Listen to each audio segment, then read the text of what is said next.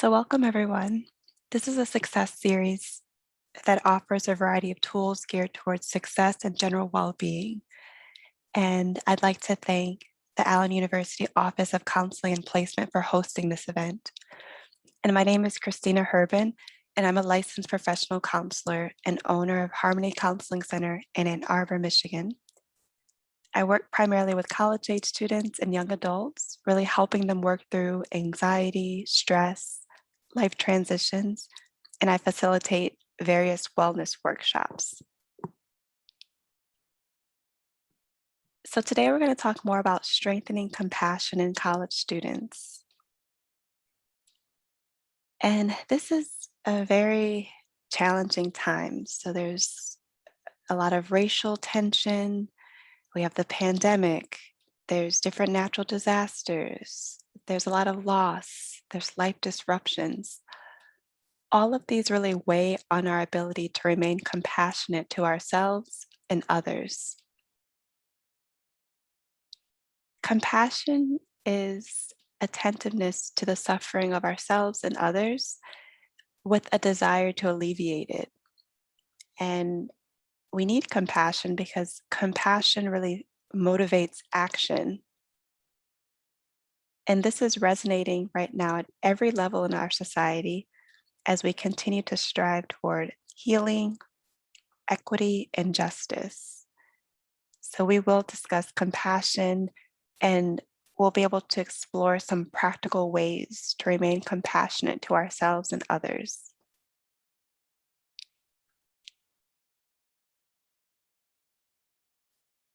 So to begin, this has been a very profound and overwhelming time in more ways than one as we reckon with various aspects of our existence that impact our health, our well-being, our quality of life, and survival. And I can only imagine what it's like being a college student right now because you're not getting that typical college experience. And if we think about just the things that we've been faced with nowadays, like we're constantly being faced with various viral videos or statistics that really continue to illuminate the racial disparities and racism that we're seeing still in year 2021. We've witnessed waves of protests and people pouring into the streets to denounce this racial injustice. And we passed the year mark of being in a pandemic, and we will begin to experience anniversary reminders of moments that occurred during this time. I know it's in the news lately a lot with just the recent trial for the murder of George Floyd, as we are nearly a month away from that fatal moment on May 25th. And there's a demand for justice for that heinous act as jurors deliberate this week. And if we unfortunately have seen a year of other lives lost at the hands of law officers meant to protect and to serve the community. And just last week, we see another officer kill a civilian, Dante Wright, during a traffic stop. So as college students, it's a lot to deal with some of the racial climate that we have right now, to deal with the pandemic, to deal with loss of not being able to have that traditional college experience. You may miss out on being able to socialize with friends on campus or just certain campus activities being canceled. We know that this year, seniors may not have the chance to celebrate their last year in the way that they would have hoped. But all these have great impacts just on our health and well-being as each of these big stressors just plop into our lives. And we're still not out of the clear to get to a full space of healing. We still have a lot of work to do as a society just to follow these CDC recommendations as best as possible really to get vaccinated and staying healthy. And once we are able to emerge out of this pandemic, some individuals' lives will never be the same. Like just knowing the magnitude of and spectrum of loss that some of us have had to go through. And we have to make this time and suffering worthwhile and meaningful for the betterment of our larger society. So, we're going to spend some time discussing more about compassion. I want to open up with a quote from Nelson Mandela that resonated with me. So, our human compassion binds us, the one to the other, not in pity or patronizingly, but as human beings who have learned how to turn our common suffering into hope for the future.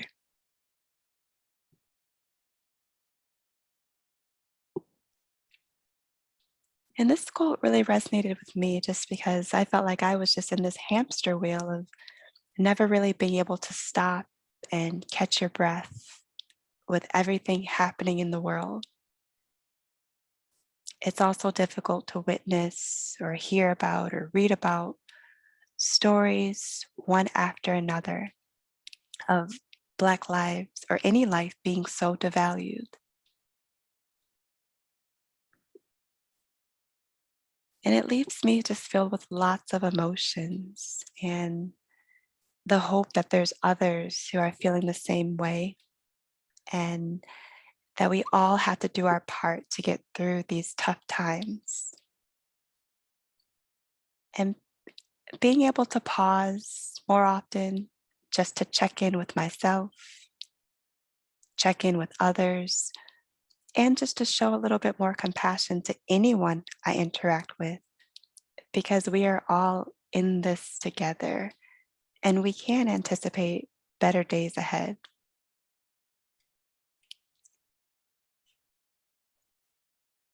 So, just a definition, compassion is defined as this awareness of someone else's pain coupled with the desire to help in alleviating it. So, at the same time that we desire to alleviate another's distress, we're also confronted with the reality that we cannot fix another person's pain. And I like this visual here of the hands out. So, just imagine many of us have our hands out and we're providing the holding environment for our family members, friends, roommates, colleagues, or students that you work with.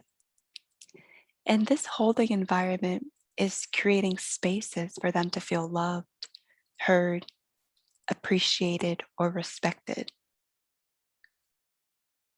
But imagine the exhaustion that can set in and the weight of what people are going through in their day to day life or what we are witnessing or hearing about in the news.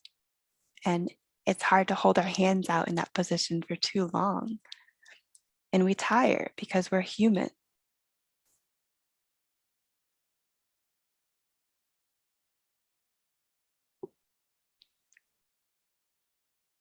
And even with the magnitude of what we're going through, humans are quite resilient. And resilience is defined as the process of adapting well in the face of adversity, trauma, tragedy, or threats, or any significant source of stress. Resilience enables each of us to persist in the face of any challenge that we have.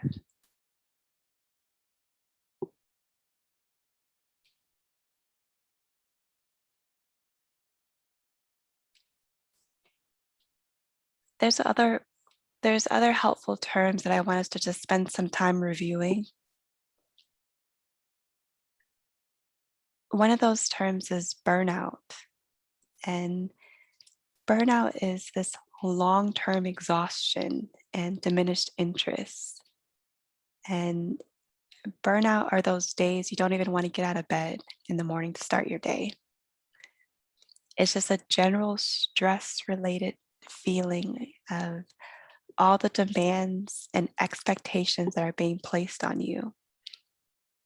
And there's a whole new level of exhaustion that you may be feeling after months of spending extra time and energy dealing with our new pandemic lifestyle and all the struggles it's brought on. You or people you know may have lost loved ones or jobs. You may have missed out on experiences or certain life milestones like a graduation, a wedding, a funeral, or just being able to connect with your peers or your friends. We may feel just cooped up and just cut off from our usual hobbies or routines because we're forced to quarantine or to isolate ourselves to stay safe. And being mentally and physically exhausted tends to lower resilience and boosts feelings of dread or helplessness.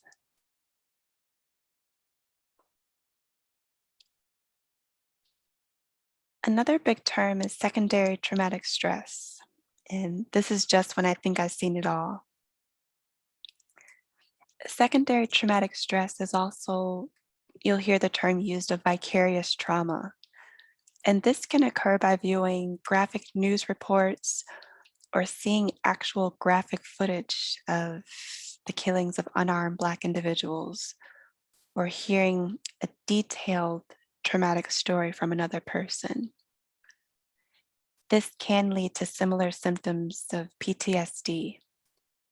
So, having intrusive thoughts, avoidant behavior, being more hypervigilant of your surroundings, being more irritable, more anxious, or having some type of sleep disturbance. And seeing the stories over and over, or the actual live footage on social media or these viral videos, can worsen the effect on health and well being. And it's even a worse effect if you're actually living through your own experiences of racism or whatever the traumatic experience may be.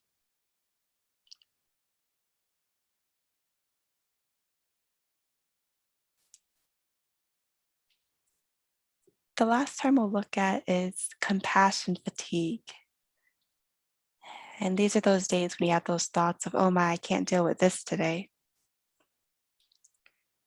And compassion fatigue is a decrease in a person's capacity to empathize with those who are suffering. So we lose our empathy. Like we may appear more irritable, more short with people that we interact with often. We're less patient, and we just don't feel like ourselves. And that compassion fatigue can develop slowly, so it kind of creeps up on us and can go unrecognized for a long time. And the goal is really to catch those warning signs early to minimize its impact and to help us create this path of resilience or return us to a path of resilience.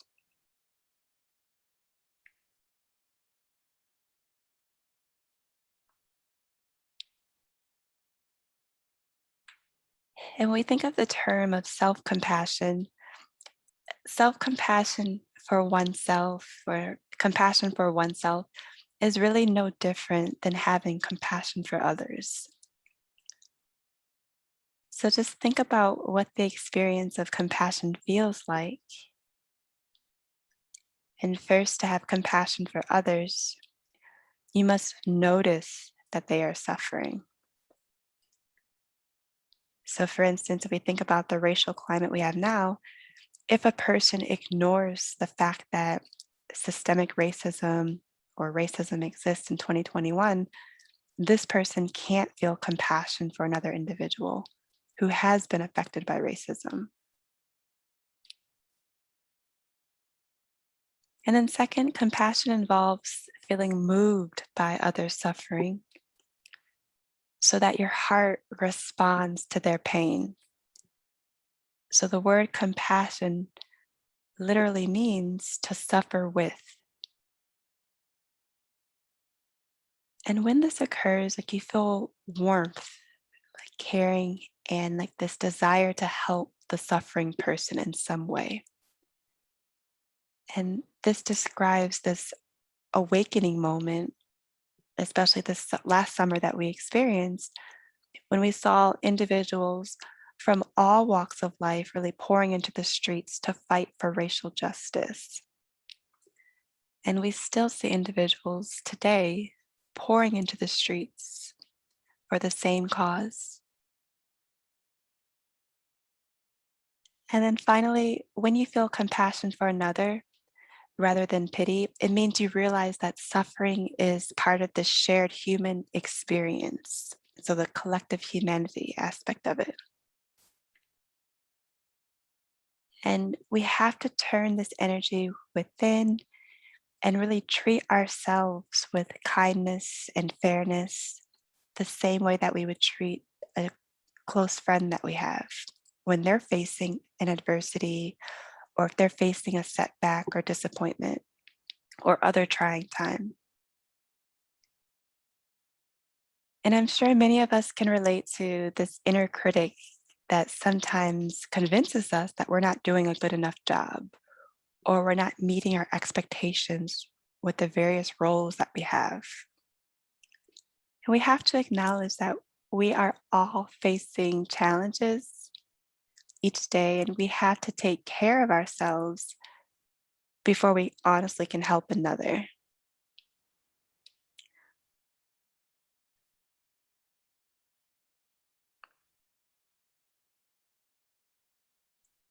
And one of the big questions we have to ask ourselves is, what can we do to remain compassionate?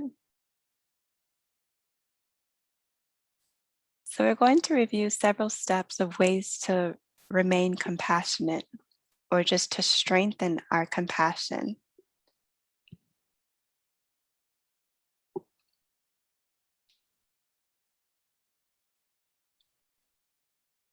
And what I say of how we can strengthen is the fact that many of you actively are already using these steps in your day to day life. And some of us can just use these tools or these steps as a refresher of something we need to use more often. So we're going to look more at awareness and being able to seek to understand. And we'll talk more about other ways we can take action.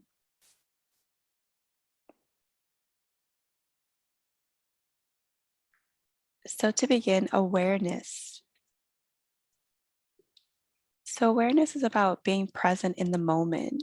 And this requires us being able to recognize signs of distress in a loved one, or being observant about what issues are impacting individuals so greatly in our society.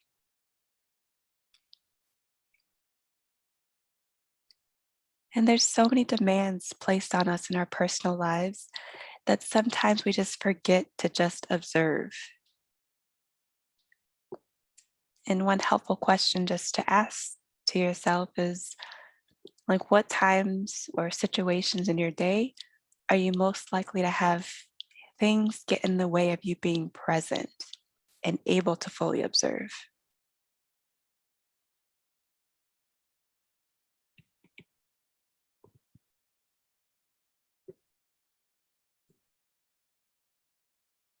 And once we know what time of day or what situations it's hard for us to be fully present, we have to be even more intentional about taking care of ourselves or being able to tune in to another. And there has to be a level of acknowledgement, like just to acknowledge the emotions that we feel given what we're faced with right now in our present world. There has to be a willingness to acknowledge that racism exists, there has to be a willingness to acknowledge that people are suffering in various ways due to the COVID-19 pandemic, whether it be due to health disparities, food insecurity, job loss, grief, and just general loss.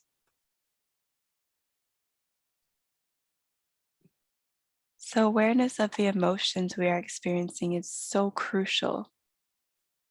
And we have emotions for a reason. Like, we're not robots, like, we're still human. And emotions exist because they serve an adaptive role in our survival to motivate behaviors. So, labeling what we are feeling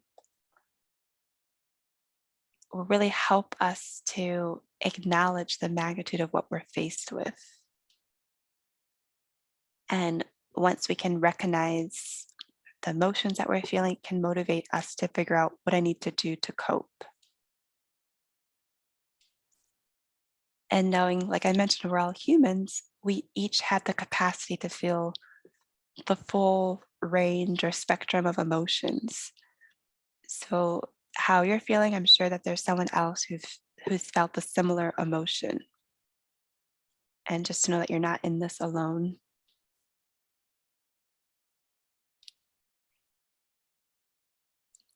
And it's good sometimes just to pause and just to do some self reflection and just observe like what emotions are individuals experiencing during this pandemic. And you can take a minute just to self reflect and just ponder about the different emotional states.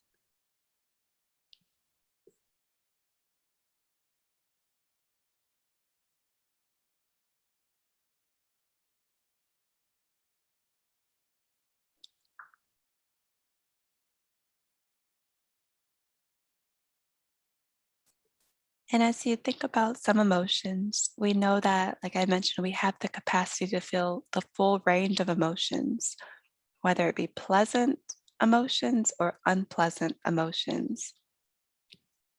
And each of these emotions may have helped direct some form of behavior for us, whether it means we need to connect with another, so seek out support, or whether that means I need to protest in the streets, or if it means I need to wear my mask. All these different emotions can really help to motivate us to act in certain ways. So it's really healthy for us to acknowledge the pleasant and unpleasant emotions that we are feeling.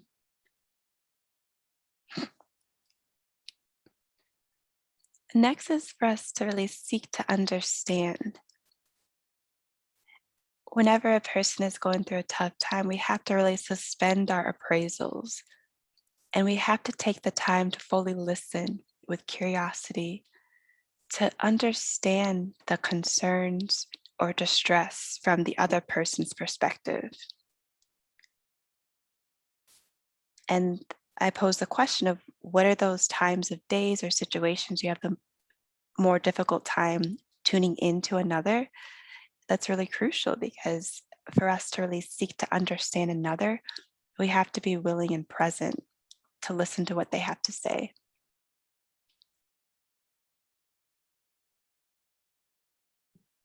And once we are present and once we can really notice and acknowledge that this person is actually suffering or that they're facing a challenge, this can lead us to seek out ways to want to relieve their pain and suffering. And then we can develop this genuine level of empathy. And this empathy really allows us to just envision what it's like to walk in their shoes and just being able to relate to them, relate to what emotions or feelings that they're going through. And developing that empathy really then leads to us growing our desire and our intentions to help. And this is tough. So, we talked about there's a lot of things that can get in the way with us being fully present with another. And some of us may have to keep listening to be able to understand in a more empathic way.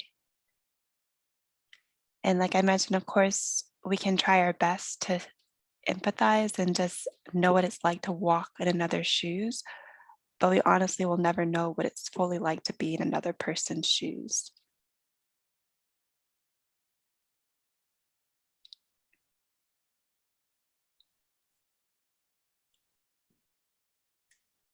The next big thing to think about is just taking action. And this would require us being able to work with the person who's struggling or who's going through some challenges to figure out what would actually be helpful for them rather than what you think would be helpful for them or what was helpful for you in the past in a similar situation. This is when we really have to take the time to think through the stressor or the challenge. And by thinking through the challenging time, this will be the best space to figure out what resources would be most helpful for the person in need.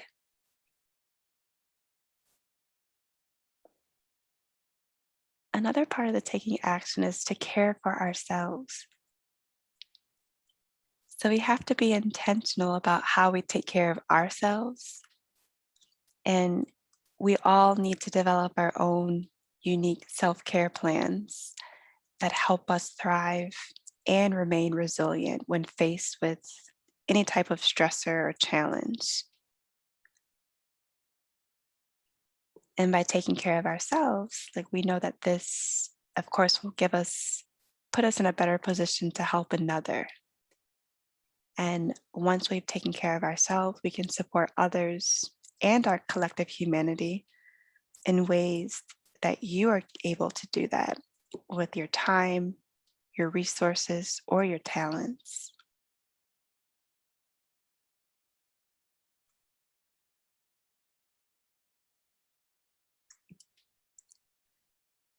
One of the simplest acts of self compassion is to do quick check ins with ourselves. And a simple self compassionate act is just asking ourselves, like, how do I care for myself already? So, what are those things you are doing now in your personal life to take care of yourself? And just take a moment just to reflect on that.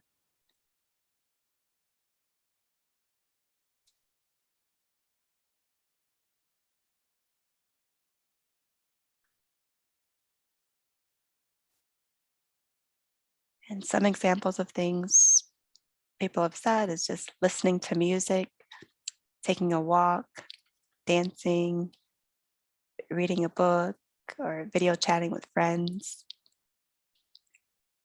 All these simple acts are ways we can experience self compassion in our daily life. And it first starts by just checking in with yourself and asking that simple question. And it's also an added benefit if you are taking the time to do something that's nice for yourself.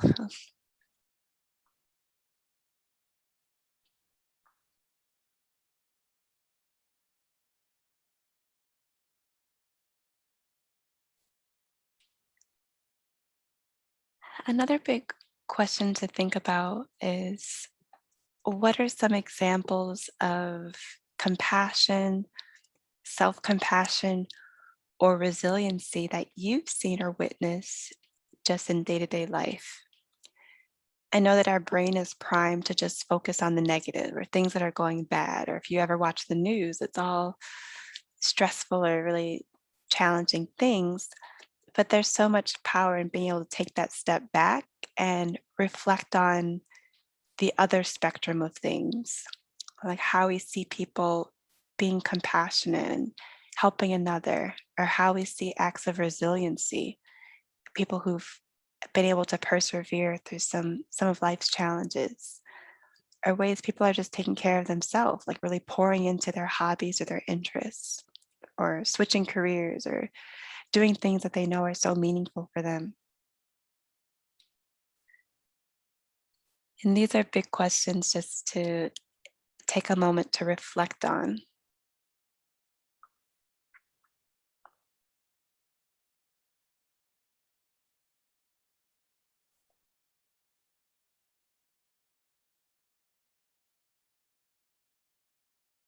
And some things that really stood out to me is just, I know this was an election time just not too long ago.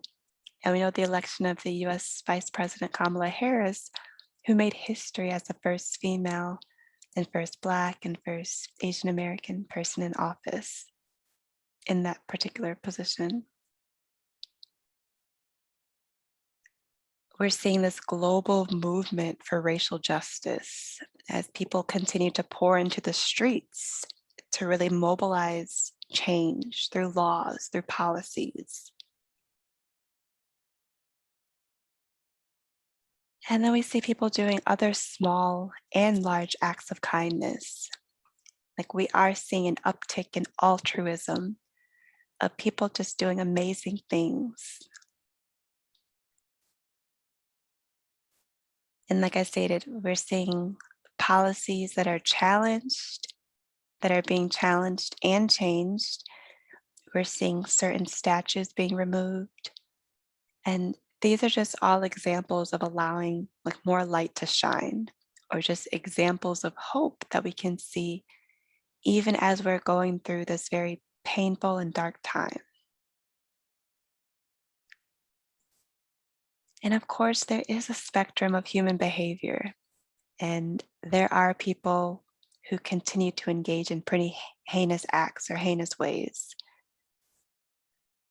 And it's important for us to know that we don't always have to focus on those behaviors and think about how we can continue to contribute to the larger collective humanity.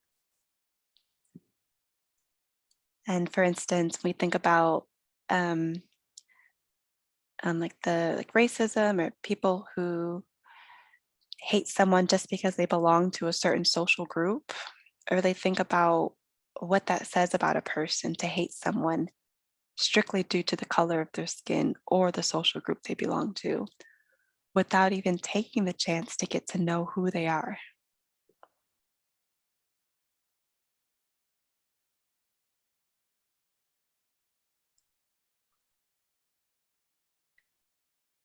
So I wanted to share some resources as we wrap up today.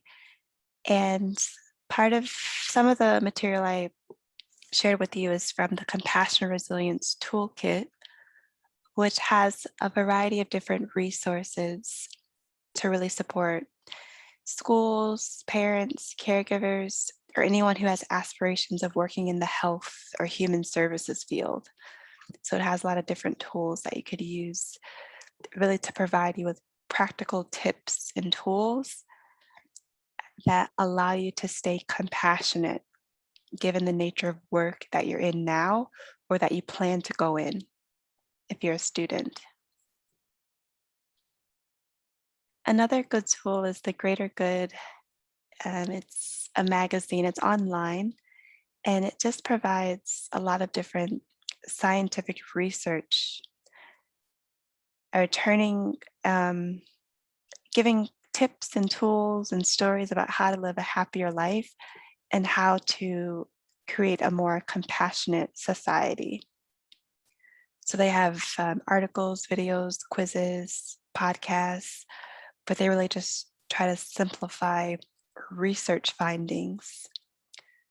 But they're all valuable information for us to really learn and just to integrate into our day-to-day life. And then lastly, it's just good to know what other resources are out there. Like as we talked about, we know that people are really struggling and having a difficult time, and know that there is support, like there's help out there. And some of the supports are different crisis lines that are accessible. And this is information that you can easily share with people that you have in your life that you know. There's a suicide prevention line that's a 24/7 free confidential line that a person can call into or text in. if you want to just have someone to talk to immediately, a person that's in crisis. Another type of crisis support line is the disaster distress helpline. And you have the ability to call in or to text in as well if you just need someone to talk to, if you're going through something that's very stressful in the moment, and it can be any time of the day. And then more community based, I know in South Carolina there is the dialing 211 will give you access to a support line to get help with food, counseling, housing, bills, or other essential assistance that you may need. So it's just a good resource to share with someone or just to have that number in mind. And then for anything related to COVID, just there's the COVID-19 hotline that if you have any questions related to COVID-19 or about the vaccine, this is a good number to call or a website to go to in South Carolina just to get additional resources and support.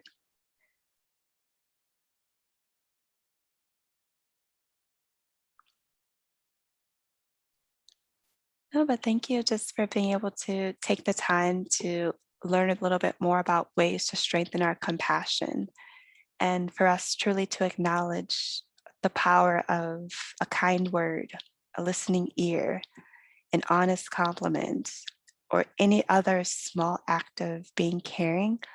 All of these can make the world of a difference and have the potential really to turn a life around in someone.